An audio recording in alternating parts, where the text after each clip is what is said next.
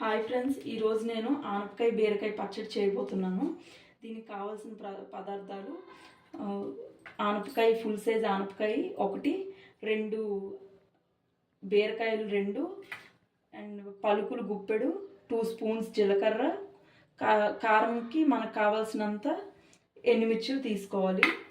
అల్లం ఎల్లుల్లిపాయ పేస్ట్ అయినా లేదా విడిగా అల్లం ఆర్ ఎల్లుల్లిపాయలు విడిగా ఉన్నా పర్వాలేదు. నా దగ్గర పేస్ట్ రెడీగా ఉంది కాబట్టి పెట్టుకున్నాను. ఫస్ట్ కళాయిలోని 2 స్పూన్స్ ఆయిల్ వేయాలి.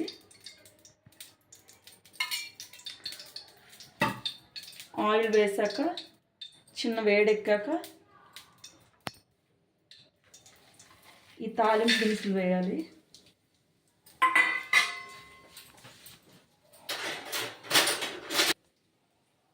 ఇప్పుడు ఇవి వేసాక 2 స్పూన్స్ అల్లం వెల్లుల్లిపాయ పేస్ట్ వేయాలి.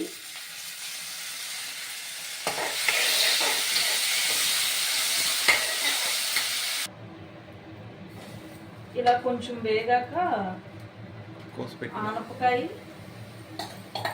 ఆనపకాయ అండ్ బీరకాయలు వేసేసుకోవాలి.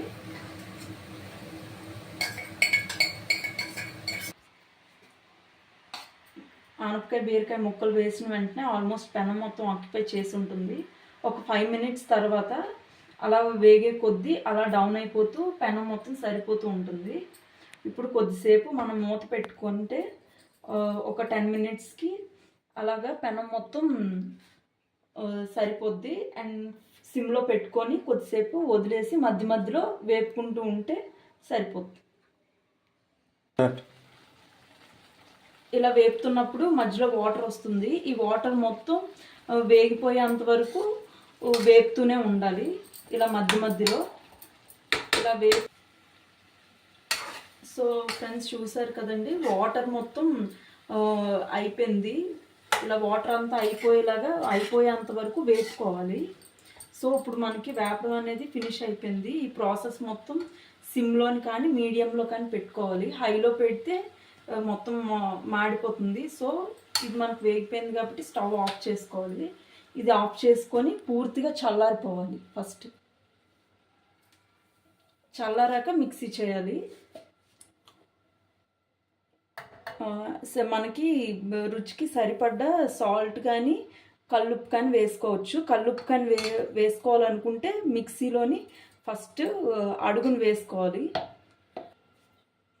మనం ఇలా ప్లేట్లో వేసుకుంటే 5 మినిట్స్లో చల్లారిపోద్ది ఫ్యాన్ కింద పెట్టుకుంటే. సో నెక్స్ట్ పూర్తిగా చల్లారిపోయింది. ఇప్పుడు మిక్సీ గిన్నెలో వేసుకోవాలి.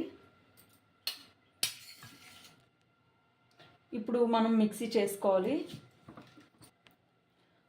ఓకే, మనం వేపేసుకున్నదంతా నైట్ వేపుకొని మార్నింగ్ మిక్సీ చేసుకుంటే బెస్ట్.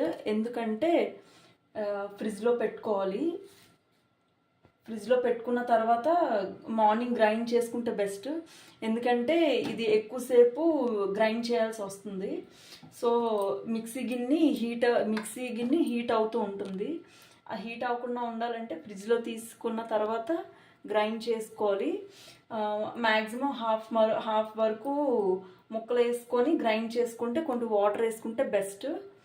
సో అయిపోయాక ఇలా గ్రైండ్ అయ్యాక ఇలా అవుతుంది.